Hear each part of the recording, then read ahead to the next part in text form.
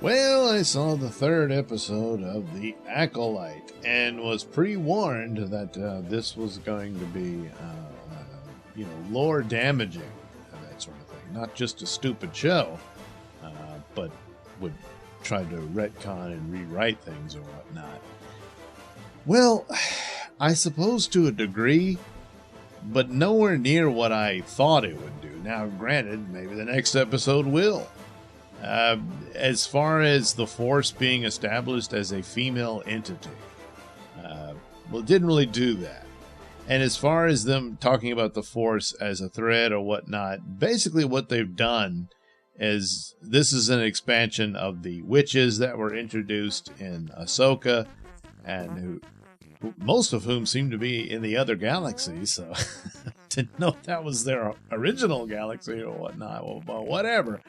But no, they apparently there was quite a few of them, although they talk about having been wiped out and persecuted and this sort of thing, so they're rather small in number.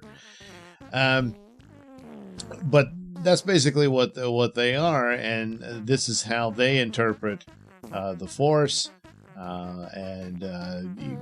The way Star Wars is that the Force is essentially God, and that's the religion of the galaxy far, far away. And then you have these warrior monks called the Jedi, who are very well versed and trained in the use of the Force, and are much more apt at it than other people. And of course, there were examples here and there of people who had some amount of Force ability.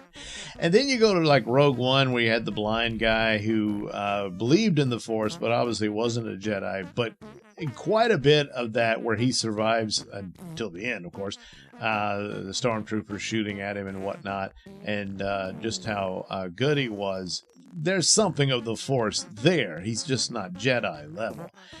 I wouldn't have gone so far as to say anyone could be as powerful as a Jedi or Yoda or Anakin. No, they can't.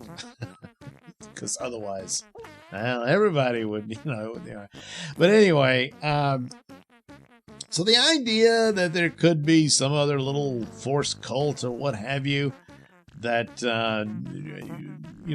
didn't come under the philosophy of the Jedi and whatnot, and came to their own conclusions about it. It's somewhat feasible. It's just it's shoehorned in to the saga at this point. There's been an awful lot of material on Star Wars beyond the films. And this was stuff that now referred to as the expanded universe that, played into it. And then the stuff for the video games, the Old Republic and all that was, overseen by George Lucas when he was in charge before he sold the company. And so if they did something too far afield, it could get back to him and he would have said, no, not that. And that sort of thing. But he didn't, and so what those stories were, you take it as, well, that's actual Star Wars lore. So coming out of this to go back and retcon eras and entities and whatnot is the bigger problem with some of this stuff. For the show in and of itself, I just didn't really see that big of a deal there. It was rather boring, and just not that good. It's just giving the backstory of the twin sisters and where they came from and all that. The bigger thing I suspect here would be that the twins were born out of how Anakin came about. And so these witches have been able to manipulate the midichlorians to create life, as it's insinuated that that's what Darth Plagueis discovered, and then Palpatine killed him, but was aware that there was this child that he created, and of course that was Anakin, who was the prophesized chosen one and all this stuff. So the idea of having a child of the Force was something I thought they could have done for a sequel trilogy or whatnot, and I kind of thought that's what they would reveal Rey was and that sort of thing. But no, it didn't happen that way. But the thing is that Anakin was this prophecy, and it was this big deal, and the Jedi concerning their outcome and story and everything. Meanwhile, some other ladies did the same thing,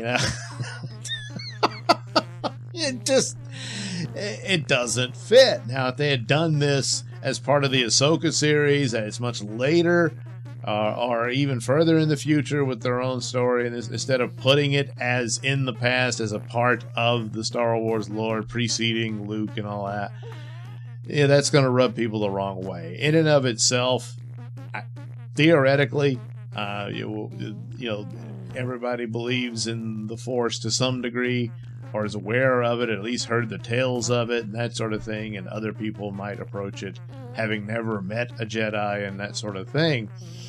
Because clearly, within the Star Wars world, the Force is real. You see it, and it's not just some myth that people take on faith or what have you. You actually see it perform, and its results and whatnot. And so the idea that other people would have come to it, is to be expected. But the Jedi are constantly seeking out Force sensitives and stuff because of their ability to sense out and all that. And that plays into this. I also expected an attack on the reputation of the Jedi, and that still may occur, but it just didn't happen here. What happened to the Coven and the girls and all that is displayed here somewhat. There's a little bit that's a bit mysterious, and I guess you'll get a little more of that later on as to what exactly happened. But it just didn't appear to be the Jedi's fault, which is what I was expecting, that they screwed up and something went wrong and that sort of thing. Especially for the Jedi who ultimately chose to do himself in. Well, he's here much younger in this flashback. The whole episode is a flashback to what happened. And I would have thought, oh, he's the one who's really going to mess up. And no, he didn't. Again, unless there's some scenes we didn't see, and that'll be revealed in a later episode, and that's why he felt so guilt-ridden. But for now, it doesn't really explain a whole lot. But ultimately, pretty lackluster, not a whole lot to it. And that's about it, I guess. Sort of I don't know, space witch lesbians in the fantasy that they could conjure their own children without any men. That sort of thing. So I guess that's why they did it. I don't know. But, of course, it messes with canon and lore and the chronology that was already established. But that didn't stop him from messing with Obi-Wan, which is a far more egregious thing from my perspective of what they did with that one. So, I don't know.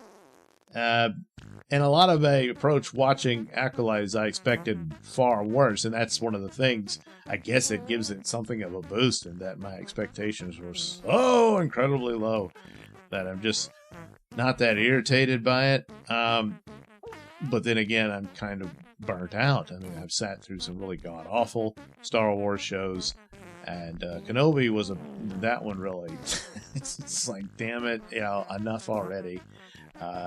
After Last Jedi and everything, and teased a little bit of hope when Mandalorian was getting good, and then suddenly it wasn't, and all of that. So it's where it is. So maybe it's just I just don't have enough in me to not even care enough to hate this show. So maybe that's it. But otherwise, I watched it and I'm like, yeah, whatever. So there you go. They've they got the space witches in there, and that's about it. My guess is because they had the two mommies, and one was more strict or stern than the other one, and I guess she's like from Darth Maul's people because just without all the red tattoos and everything, but she has all the horns. And she's the one who gave birth to the girls. It was her girlfriend or wife or whatever, who manipulated the Force into creating them. So, how'd that come about? Yeah, I don't know. But anyway, I'm suspecting she's still alive, and perhaps is the one in the Kylo Ren mask with the Joker smile on it. And it sounds like a man, but that's just the voice modulator thing, I'm sure. And that's probably her. And she's become a Sith, and that sort of thing. Whatever. But I guess technically they'll argue she's not really a Sith because she's one of the space witches, you know. So, yeah, I guess that's how you get around that. Speaking of Kylo, remember when there was people saying, hey, look, they took the Kylo Ren face out of that little Star Wars logo opening they do for all the Star Wars shows? Well, he's back. I noticed he was back in there. So, yeah, sequel trilogy is still canon. Even though it doesn't fit at all. But yeah. Anyway, there you go. Another episode of Acolyte.